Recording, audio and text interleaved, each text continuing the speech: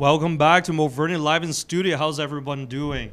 You know, beside me is food and travel writer Parmar. Nice to have you here. Thank you. You know, MoVernie's always on the move. So this year I went to Denmark, Copenhagen, I went to Vancouver and other places.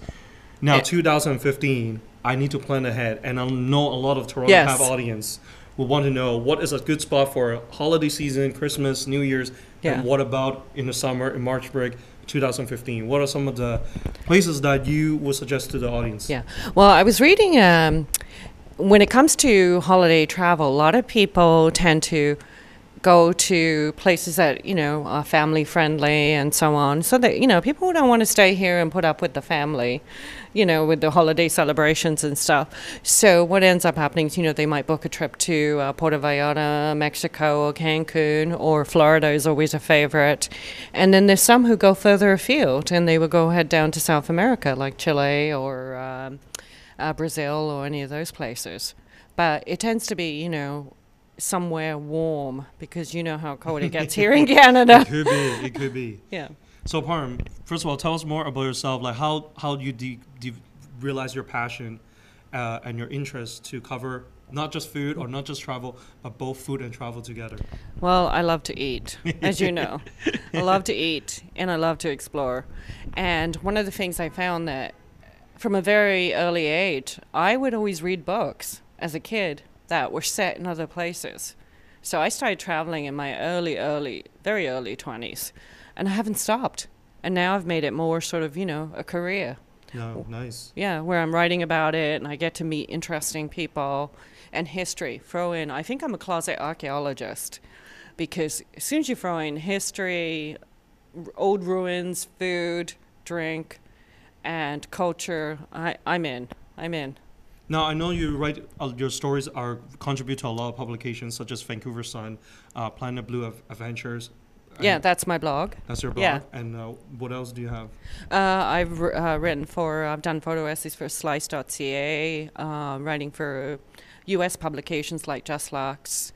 That's more luxury travel, when you're staying at 5-star places, which can be so beautiful. Like VIP all the time, 5-star, right? Yeah, not all the time. No, okay. But a few times. So how do you what's life like as a writer writing for publications like them? And it's when people look at you and your lifestyle, they think, oh, she's, oh, look, she's traveling again. Oh, she's having a great time.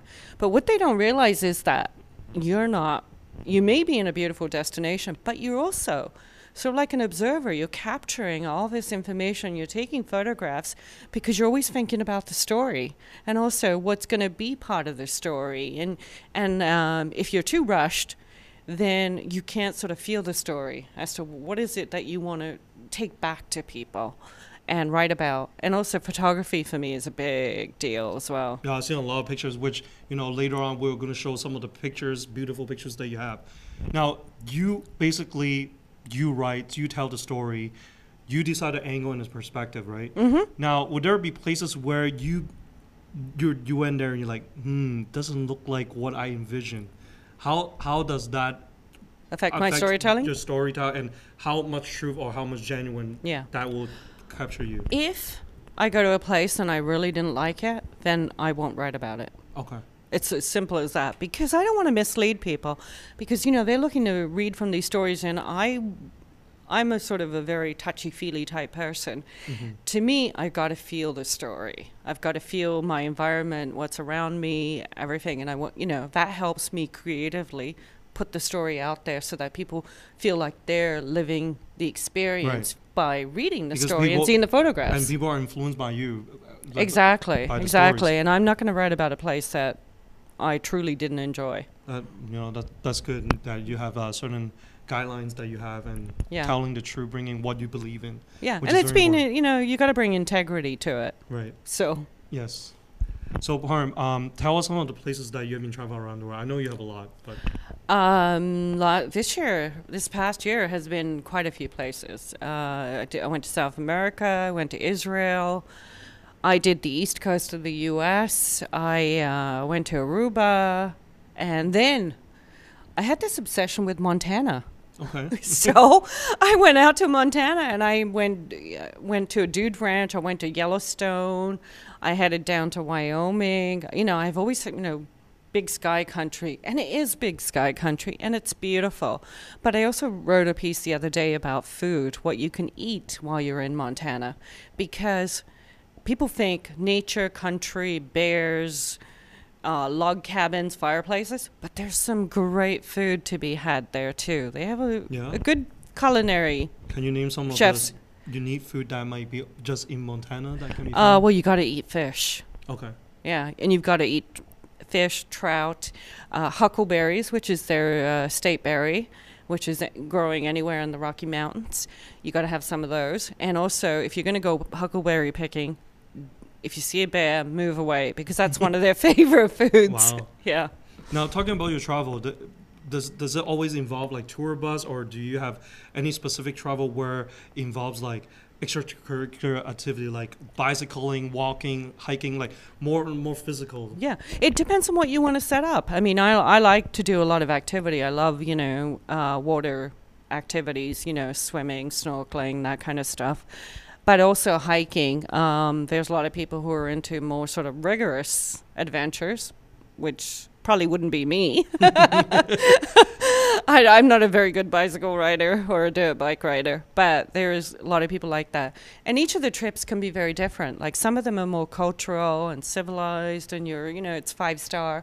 But in other cases, it can be Montana, Wyoming. I did on my own with another travel writer. And we mapped it all out, planned it all out, and went. So basically, sometimes they will give you itinerary, but you can also tell them specific your interest. That's assuming that, say, if you're working with a tourist board or a destination, or in some cases, you're just going on your own and being an explorer. Okay. So it could go any way you want to set it up. Nice. And, some of the spots, what are some of the spots that you recommend people to travel, not the typical Florida or the Mexico places. Yeah. Like, what if there are people in the TorontoPath saying, I've been in those places. What are some of the undiscovered places that are going to be hot? There's going to be a good trend. Yeah. Well, Canadians love Costa Rica, which is beautiful, and I've been there. But one of my favorite places down there is Belize. I've been there 3 times, twice on vacation and 3rd time as a travel writer. And I can't get enough of that country. And the other places that I loved was, South America, like going to Chile. I mean, I barely touched the surface of that country. You have the desert up in the north, you had Patagonia at the bottom, and then, Cape Horn, and then Antarctica, where you can, meet up with the penguins. Match with the penguins. Yeah. So, that's what exactly. I want to do. And then Buenos Aires in Argentina, and then there's Ecuador. I mean, the list goes on. Yes. So there's so many places that I haven't been to yet. Okay. Either. Talk about the cultural and the tradition and the food. Down in South America? Yeah. South America, it's good to have... The food is, be prepared to eat meat. Lots of steak, lots of beef done in many ways. I mean, there's vegetables, but there's also great wine. If you love wine, then you're home. Yeah, because there's so many beautiful wineries down there. You've got the Malbecs, you've got the White Zinfandels. I mean, there's so many different brands that are coming up now and different vintages that it's a pleaser. Yeah, I got invited by 11 Restaurant for wine tasting with the Argentina tourism. Yeah. That will be the region that I actually want to go and try and see how the wine is being made and drink from the spot. Exactly. Go to the wineries. And I did a winery tour down in Santiago, and it was amazing. But that was my only winery tour, but I went to winery restaurants. I mean, the selection is phenomenal. Just phenomenal. Nice. And very affordable too. Yeah. So, Parm, what happened if it's a family with kids? What would be a spot that you think is a good for family trip? Well, it depends on how adventurous the family is. They can travel, like, go on a tour with Intrepid, which has family-oriented trips. Or, it's an adventure travel company. Or they can plan their own itinerary. There's enough agencies out there that can help you with that. Or do your research and plan it all yourself. But also, don't discount the tourism boards. They want you to, obviously come visit their countries, but they're also willing to help. in terms of, giving you information and do research. And especially with the internet these days, you can't be ignorant. Nice. There is so much information available to you. Yeah, so you know what? We're talking about food and travel. Let's check out some of the photography that you have. Oh, thank you. During your some of your experience right here. So Parm, tell us where's this place, and it looks beautiful with the water. Oh, that is one of my favorite spots. That's Bariloche, and that's in Nahul. I can't even say it properly. Nahul National Park, and that's an incredible spot. That's the beginning of Argentina's Andes region, Patagonia, and if you go further south, you're really going into sort of beautiful country, nature, but also very underpopulated. Yeah, it feels like a little bit like cottage kind of feel to it. Yeah, exactly, and the mountains almost they're so picturesque. So what kind of animals do you get to see there? Not a lot. Okay. Yeah, I was only there for a day and mostly on the water. Which I prefer, not to get animals. I think you have to really go out there and get lost. I see. Let's go over. Wow, you're actually on a donkey? No, that's a horse. That's a horse? Yeah. Okay. Well, yeah, that was my horse, Katie. Okay. Yeah, that's in Montana. Nice. Is that high up? Is that high elevation or just? Oh yes, we trotted up narrow trails to get up to this destination, and it was a bit scary at times. Oh yeah. But my horse, I had an amazing horse, Did and you training on that? Like, did they no. They told me a couple of things to do, and I felt pretty comfortable. Okay. Yeah, and we went up the mountain and saw the countryside, and immediately what you think is Lewis and Clark. Oh my God! when the early settlers came into these areas, how did they survive out here? Because there's nothing around. Nothing around. No, but it's beautiful there. So, I'm assuming places like this would not have a 5-star hotel. Oh, they did. They did? Yes. Oh wow. You just have to find them. Okay. Yeah. Montana has some amazing accommodation. Yeah. Wow. Okay. Now this picture is totally different. This is Israel. This is Jerusalem. Okay. Just outside the old city and the Western Wall. And I've always wanted to go to Israel. And I had my chance this June. And it was phenomenal. The history just blew me away. So was it, based on this picture, was it hot there? It was one of the hottest days in Jerusalem. Were you talking about 50 degrees, 40 degrees? It was, very hot. What is that experience like going there to witness not the history, but also the castle and seeing the ruins and religion and stuff? It's always very different when you arrive there and see these places versus reading about them and you have this sort of image in your head, and then you're there and think, wow, I'm actually here. Mm-hmm. This is it. This is been here for thousands of years, and I'm experiencing it. Right in front of you. Nice. Now, enough of buildings. Now, this is food. It Yes. looks sizzling. It's like on a sizzling pan. Tell us where you have this meal. This is in La Cabrera, which is a restaurant in Buenos Aires. And this is a typical serving of a meat steak dinner. Okay. You order the steak, and with it comes all those condiments that you see around it. And it is so delicious. It's very tender. It looks very tender. Yes. The meat is phenomenal down in South America. Is that bacon on the top? Yeah. Bacon on the top? Okay. Yeah. And do you see all those little side dishes? Yeah, a lot of side dishes. I didn't order them. They just come with the meal. Nice. And, with a nice red, you're all set. Nice. Every time I love ocean, and the moment I saw this picture, you see that you captured the seagull right at the wave. Yeah. That was a tough shot because I'm on a boat in Lake Nahue. I can't even say the national park in Bariloche. And it is so windy and it's cold.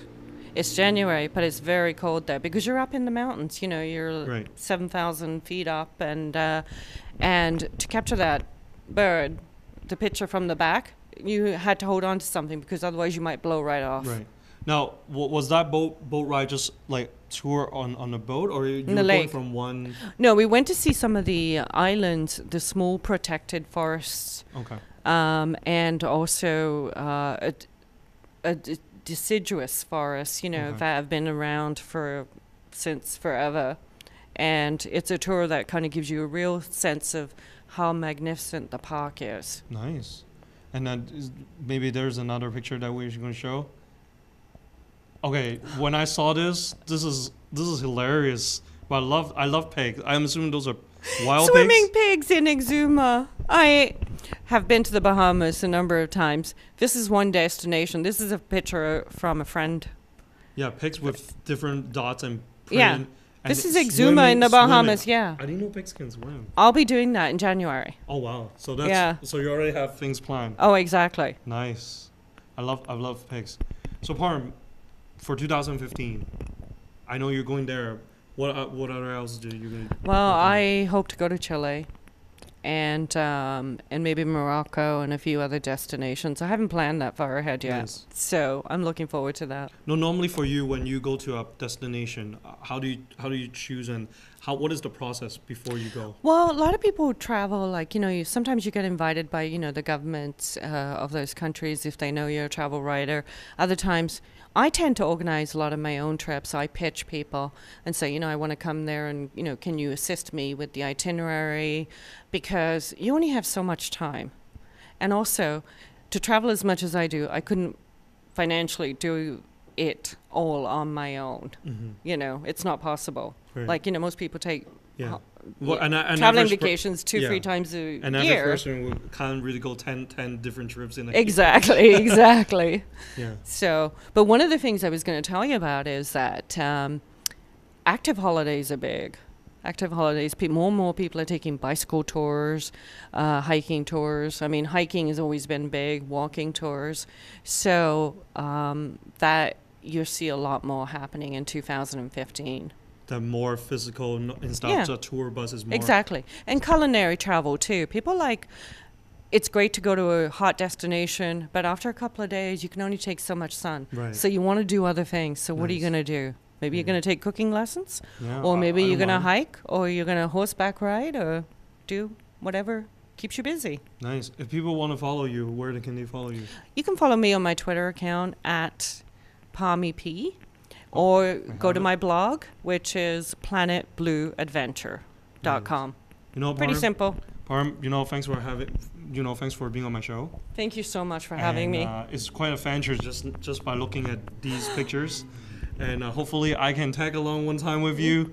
Yeah, we should travel together. Because I would love to witness pigs swimming in the I beautiful know. I'm curious about that. I will be cuddling with them. They've been there, I hear, from over 100 years. Wow. See, you've been a lot, and I really want to learn from you. And the places that you've been are unique, different, not the typical places people already know. So I'm really sure the people from TorontoPath and all the audience would appreciate your recommendations. Thank you for having me. Thank you. And Toronto fans, audience, have an amazing holiday season. Happy New Year. Have a good season in 2015. And MoVernie is off here. Bye.